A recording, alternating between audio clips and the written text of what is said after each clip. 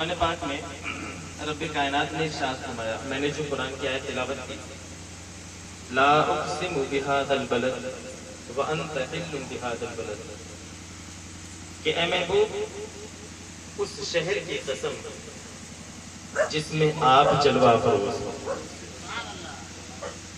بہت غور سے سنیے گا تھوڑی دیر کے لیے، ماشاءاللہ بہت اچھا خطاب آپ حضرات نے معاذ صاحب کی اللہ سے سماعت کی ہے۔ اللہ ان کے بولنے کو بھی اپنی بارگاہ میں قبول فرمایا اور ہم سب کے سننے کو بھی اپنی بارگاہ میں قبول فرمایا۔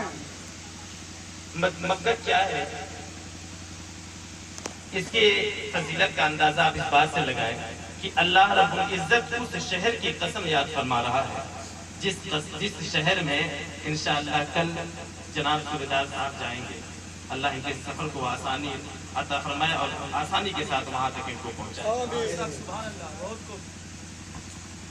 فرمایا کہ اے محبوب مجھے اس شہر کی قسم جس شہر میں آپ جلوہ افروز ہو۔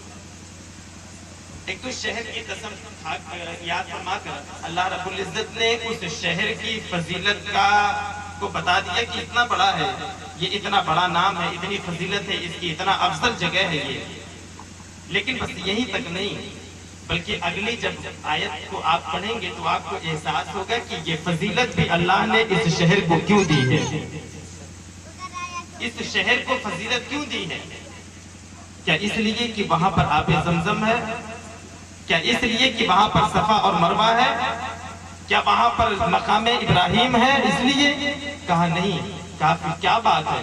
کہا وَأَنْتَ حِلٌّ بِهَذَا الْبَلَدِ، کہ اے محبوب وہاں پر آب زمزم ہونے کی وجہ سے فضیلت نہیں ہے، وہاں پر صفا اور مروہ ہونے کی وجہ سے فضیلت نہیں ہے، وہاں پر مزدلفہ و عرفات ہونے کی فضیلت نہیں ہے۔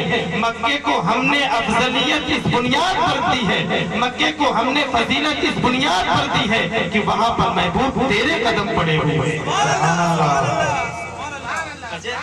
کہ اللہ کو اپنا محبوب بہت ہی زیادہ محبوب ہے، بہت پیارا ہے، اور اتنا پیارا ہے میرے رب کو میرا حبیب اتنا پیارا ہے، اتنا زیادہ پیارا ہے کہ رب فرماتا ہے کہ قُلْ إِن كُنتُمْ تُحِبُّونَ اللَّهَ فَاتَّبِعُونِي يُحْبِبْكُمُ اللَّهُ، کہ اے محبوب آپ ان لوگوں سے کہہ دیجئے کہ اے لوگوں اگر تم اللہ کو دوست بنانا چاہتے ہو تو پھر ڈائریکٹ اللہ سے دوستی نہیں ہوگی، بلکہ میرے قدم سے قدم ملا لو، اللہ تمہیں اپنا دوست بنا لے۔ فضیلت ہے اس جگہ کی، حضور کی وجود سے۔ اب میں آپ کو زیادہ میں گفتگو زیادہ نہیں کروں، بس چند فضائل میں بتا کر کے یہاں سے وہاں مکہ اور مدینہ کی نسبات ختم کر دوں گا، اس لیے کہ وقت آپ کے پاس بھی نہیں ہے، وقت ہمارے پاس بھی نہیں ہے۔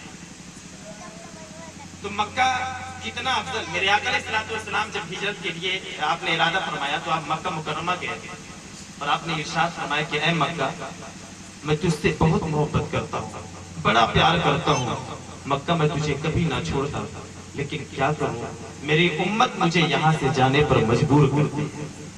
حضور وہاں سے نکلے، یہ فضیلت بتا دیا حضور نے، اللہ نے بھی فضیلت بتا دیا۔ بس بات ساری یہاں پر ختم کر کے میں ایک بات کہنا چاہوں گا کہ وہ جگہ جہاں پر حضور چلتے ہوں، جہاں پر حضور کے قدم مبارک پڑے ہوں، اس جگہ کے بارے میں اللہ قسم یاد فرمائے کہ اے محبوب اس جگہ کی قسم، اس شہر کی قسم جس شہر میں آپ جلوہ افروز ہو، تو ایمانی غیرت یہ کہتی ہے، ایمانی جوش یہ کہتا ہے، مومنین کا یہ عشق کہتا ہے، اور یہ علماء کا متفقہ فیصلہ ہے کہ جب تک حضور مکے میں چلتے رہے مکہ افضل تھا۔ حضور جس دن سے مدینے کے اندر آپ کا جسد اطہر، آپ کی مٹی جو ہے آپ کے مدینے کے جو ہے قبر کے اندر جب سے آپ مدفون ہوئے ہیں، وہ جگہ اتنی افضل ہے، اتنا افضل، اتنی فضیلت کی حامل ہے کہ علماء فرماتے جہاں پر آج میرے آقا جلوہ افروز ہیں وہ جگہ عرش الہی سے بھی زیادہ افضل و اعلیٰ ہے۔ سبحان اللہ، عرش الہی سے زیادہ افضل و اعلیٰ ہے وہ جگہ۔ اور اس جگہ کے بارے میں ابھی آپ نے سماعت کی کہ بزرگوں کا کیا طور طریقہ تھا، کیا طریقہ تھا، وہاں پر جاتے تھے تو ادب اتنا ملحوظ رکھتے تھے کہ شاعر کے بقول وہ اپنی سانس کو بھی زیادہ بلند نہیں کیا کرتے تھے، تاکہ یہ وہ جگہ ہے جہاں پر بایزید اور بسطامی جیسی شخصیت بھی آتی ہے تو اپنی سانس کو دبائے ہوئے ہوتی ہے کہ کہیں ایسا نہ ہو کہ سانس بلند زیادہ ہو اور نبی کی شان میں گستاخی ہو جائے، پھر قرآن کے اس آیت کا عتاب ہمیں جھیلنا پڑے۔ اللہ فرماتا ہے کہ اے لوگوں، نبی کی آواز پر اپنی آواز کو بلند نہ کرو۔ کیوں؟ اس لیے کہ نبی کی بلند آواز پر اگر تم اپنی آواز بلند کرو گے تو تمہارے ایمان حقارت اور برباد کر دیے جائیں گے، تمہیں اس چیز کے بارے میں خبر بھی نہیں ہوگی۔ یہ طریقہ وہاں پر ہمیں کیا کرتے ہیں، ایک تو لوگ جاتے ہیں، سوشل میڈیا کا زمانہ ہے کہ وہاں پر جا کر کے کیمرے کی کوشش کرتے ہیں۔ اولاً تو حضور کے روضہ اقدس میں جہاں پر حضور کی تربت انور ہے وہاں پر تو کیمرہ الاؤ نہیں ہے، لیکن اور جگہوں پر تو بدماشیاں ہوتی ہیں۔ لوگ عقیدت میں اس درجہ غلو کرتے ہیں کہ سرکار کے جعلی اطہر کو زبردستی چومنا چاہتے ہیں۔ آپ کو پتا ہے حضرت شیخ عبدالحق محدث دہلوی رضی اللہ تعالیٰ عنہ کیا فرماتے ہیں؟ یہ تو بات کی ایجاد ہے، یہ جو آج کیڑے مکوڑے آئے ہیں انہوں نے نبی کے حیات کے بارے میں باتیں کرنا شروع کی ہیں، ورنہ آج سے 100 سال پہلے تمام لوگوں کا یہ اتفاق تھا کہ حضور جیسے زمین کے اوپر زندہ تھے ویسے زمین کے اندر بھی زندہ تھے۔ یہ آج 150 سال کی پیداوار یہ عقیدے لے کر کے آئے ہیں۔ شیخ عبدالحق محدث دہلوی کی بات نہیں بتا رہا ہوں کہ میں اپنی جانب سے نہیں کہہ رہا ہوں کہ یہ 100-150 سال کی بات۔ شیخ عبدالحق محدث دہلوی رضی اللہ تعالیٰ عنہ کہتے ہیں کہ تمام مکاتب فکر کی علماء کا اس بات پر اتفاق ہے کہ حضور پاک صلی اللہ تعالیٰ علیہ وسلم جس طریقے سے زمین کے اوپر زندہ تھے اسی طریقے سے زمین کے اندر بھی زندہ ہے۔ سبحان اللہ، بے شک۔ اعلیٰ حضرت فرماتے ہیں کہ تو زندہ ہے واللہ، تو زندہ ہے واللہ، میری چشم عالم سے چھپ جانے والے۔ وہاں پر جانے والے عقیدت لے کر کے جاتے ہیں، محبت لے کر کے جاتے ہیں۔ کون سی تفصیل میں آپ کو بتاؤں گا، اس کے لیے تفصیل درکار ہے، اور میں ایک بتا رہا ہوں، ایک مولوی ہوں۔ مولوی ہمیشہ ایک پھیلاؤ چاہتا ہے، فضیلت جب بیان کرنے کی باری آتی ہے تو بڑی فضیلتیں ہیں۔ حضور نے فرمایا من زار تربتی وجبت لہ شفاعتی، کہ اے لوگوں اگرچہ تم کعبے پہ آئے ہو، اگرچہ تم حج کرنے آئے ہو، عمرہ کرنے کے لیے آئے ہو، لیکن یاد رکھو بخشش کا پروانہ تجھے مکے سے نہیں ملے گا، بخشش کا پروانہ تجھے مدینہ منورہ سے ملے گا۔ حج تم نے کر لیا، عمرہ تم نے کر لیا، لیکن اب حضور کی بارگاہ میں آئے ہو، اور پھر اللہ نے فرما دیا کہ اے لوگوں جب تم اپنی جان پر ظلم کر بیٹھو تو تم دنیا کے کسی اور چوکھٹ پہ نہ جاؤ بلکہ میرے محبوب کی چوکھٹ پر جاؤ اور یہ کہو کہ میں مجرم ہوں آقا مجھے ساتھ لے لو، میں مجرم ہوں آقا مجھے ساتھ لے لو، کہ رستے میں ہے جا بجا تھانے والے، اور اگر میرے محبوب نے تمہاری سفارش کر دی اور یہ بارگاہ خداوندی میں عریضہ پیش کر دیا کہ اے میرے مولا اس بندے کی غلطیوں کو معاف کر دے، اس بندے کی خطاؤں کو معاف کر دے، تو یقین مانو میرا محبوب اگر میری بارگاہ میں سفارش لے کر کے آتا ہے تو اس کی سفارش تو ہم تک بعد میں پہنچے گی، قبولیت میں اسے پہلے دے دیا کرتا ہوں۔ عشق کی بات، ایک بات روایت میں آپ کو کہ جب بندہ وہاں پر جاتا ہے کیفیت اس کی کیا ہوتی ہے؟ کیفیت تو یہی ہوتی ہے کہ ہر شخص یہ چاہتا ہے کہ یا رسول اللہ اگر آپ کے دیار میں آنا ہو جائے تو اللہ کرے کہ وہیں پر موت بھی آ جائے، کبھی پلٹ کر میں اپنے واپس اپنے گھر کی طرف نہ آؤں۔ ایک بندہ ہے ترک کا، وہ ترک بندہ ہے، تھوڑا سا سنیے گا اس کو، ایک واقعہ میں مختصر بتا کر گفتگو ختم کرتا ہوں۔ وہ کہتا ہے کہ ایک بندہ ہے وہاں پر میں نے دیکھا کہ وہ کہیں حضور کے مواضع شریف پہ بیٹھا ہوا ہوتا ہے، کہیں حضور کے چوکھٹ پر ہوتا ہے، کہیں مسجد نبوی کے دروازے پر بیٹھا ہوتا ہے، اور بیٹھ کر کے وہ روتے رہتا ہے، صرف روتے رہتا ہے۔ وہ بندہ کہتا ہے کہ میں نے اسے دیکھا، اس کی شکل و صورت سے، اس کے بال سے، اس کی داڑھی سے، اس کے چہرے سے ایسا لگتا تھا کہ یہ بندہ البانیہ کا ہے، یہ البانی بندہ ہے۔ تو کہا کہ میں اسے بہت دیکھتا تھا، لیکن آج دیکھا جو معاملہ ہے، آج میں جو مشاہدہ پیش کر رہا ہوں اس کا معاملہ کچھ الگ ہے۔ وہ یہ ہے کہ میں کھڑا دیکھ رہا ہوں کہ 4 پولیس والے ایک جگہ پر کھڑے ہیں اور وہ کسی بندے کا انتظار کر رہے ہیں۔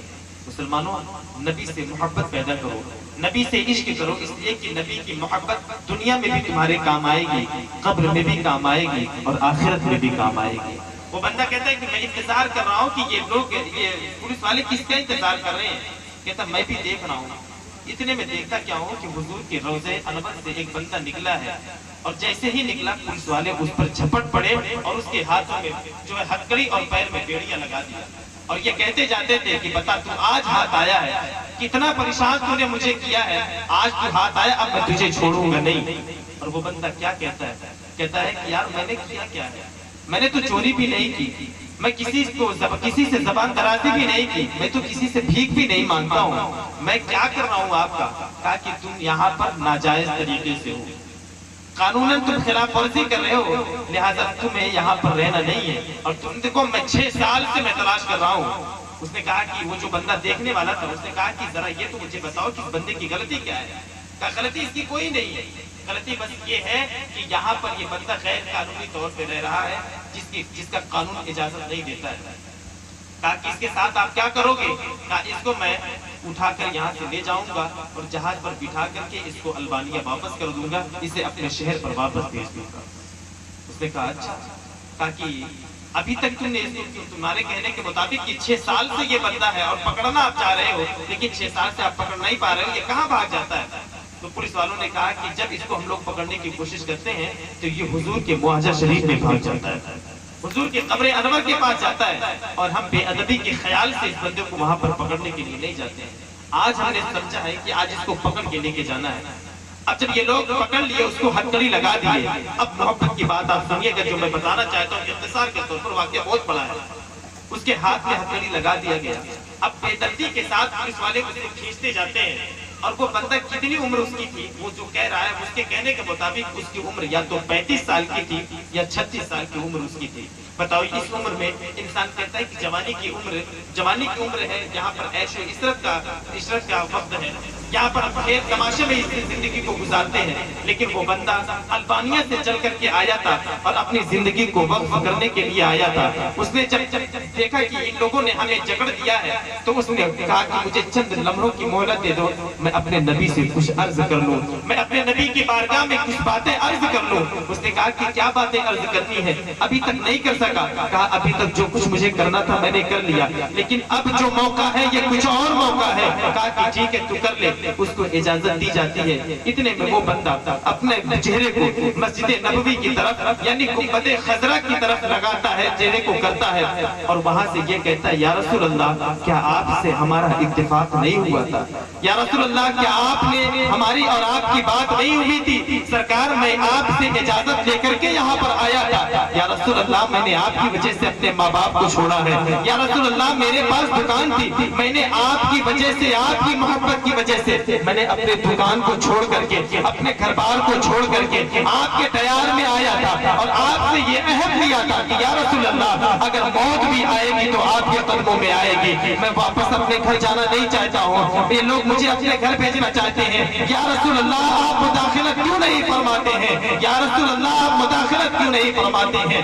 इतना कहना था, वहां पर सारे लोगों के रोंगटे खड़े हो गए, लेकिन पुलिस वाले अभी भी समझ नहीं पाए। इतना कहना था, इतना जैसे उसकी जबान से निकली ये बात कि या रसूल अल्लाह मुदाखलत क्यों नहीं फरमाते?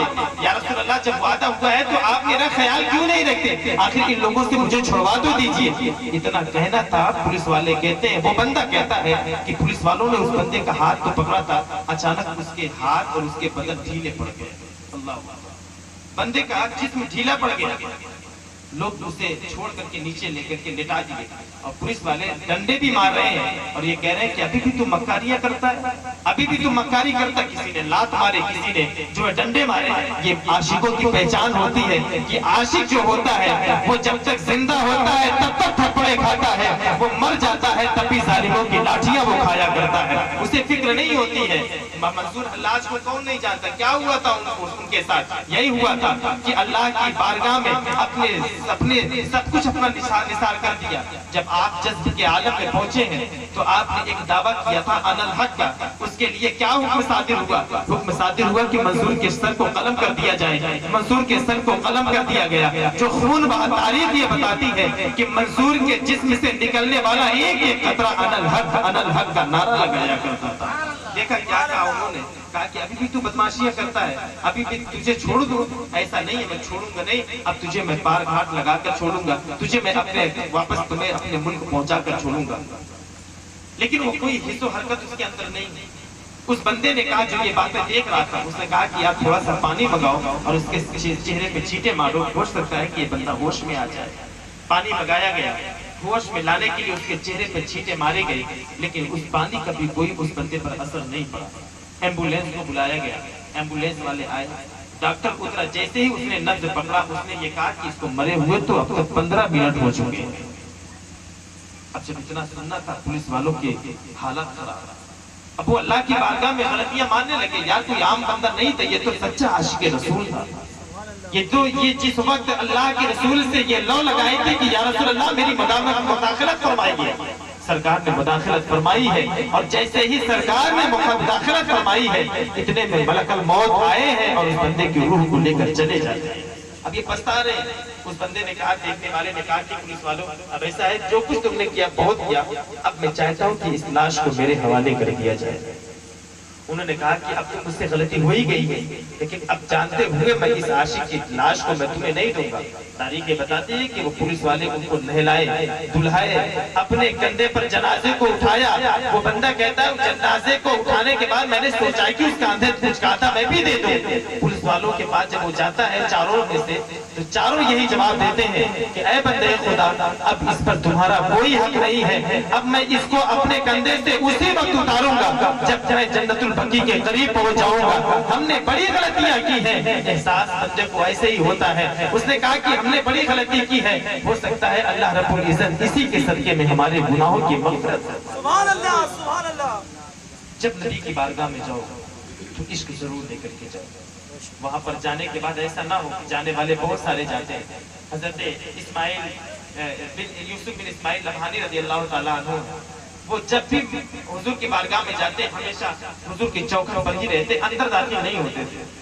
एक बंदा था कि वो भी कई मर्तबा जाता, और जब जाता तब यूसुफ बिन इस्माइल लम्हानी को देखता कि वो हुजूर की चौखट पर खड़े बैठे हुए हैं। तो उसने कहा कि हुजूर ये बताएं कि आप इतनी दूर से आप चल करके आते हैं हुजूर की बारगाह में हाजिर होने के लिए, तो मैं देखता हूँ कि आप चौखट पर होते हैं और यही चौखट से आप वापस चले जाते हैं, अंदर मवाजिब पर क्यों नहीं जाते? हुजूर की जालियां मुबारक क्यों नहीं चूमते? हुजूर की बारगाह में सलातो सलाम क्यों नहीं पढ़ते?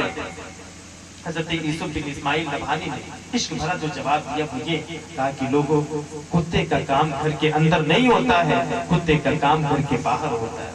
हम तो अपने नबी के कुत्ते हैं, हम चौखट पे ही रहेंगे, अंदर जाकर के हमारा कोई फायदा नहीं। और दूसरी चीज तो ये है कि हमारी शक्ल इस लायक नहीं, हम गुनाहों के अंबार में डूबे हुए लोग हैं, हमारा चेहरा इस लायक नहीं है कि इस गुनाहों ज़्यादा चेहरे को हुजूर की बारगाह में लेकर के जाऊं। यही क्या कम है कि हुजूर ने हमें अपनी बारगाह में बुला लिया है, यही हुजूर पाक का एहसान है। और इस एहसान का बदला हुजूर क़यामत में हमसे चुकाएं। हुजूर पाक इस एहसान को और भी मजीद हमें अता फरमाएंगे। वो कैसे?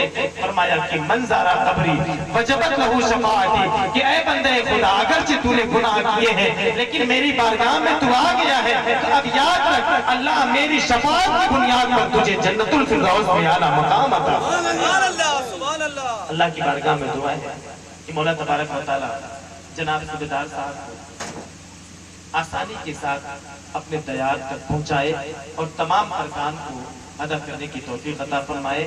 और आप हज़रात से गुजारिश है, जब ये जाने लगे तो हदीस पाक के सदके के ताल्लुक से मैं बता रहा हूँ कि जब जो बंदा दयारे हबीब या दयारे खुदा की हाजिरी के लिए जाए ना, तो उस वक्त आप कोशिश किया करें कि उसके पास जाए और उससे सलाम खुद अर्ज करें और उससे कहे कि आप हमारे हक में दुआ करो, इसलिए कि उसकी दुआएं कबूल होती हैं।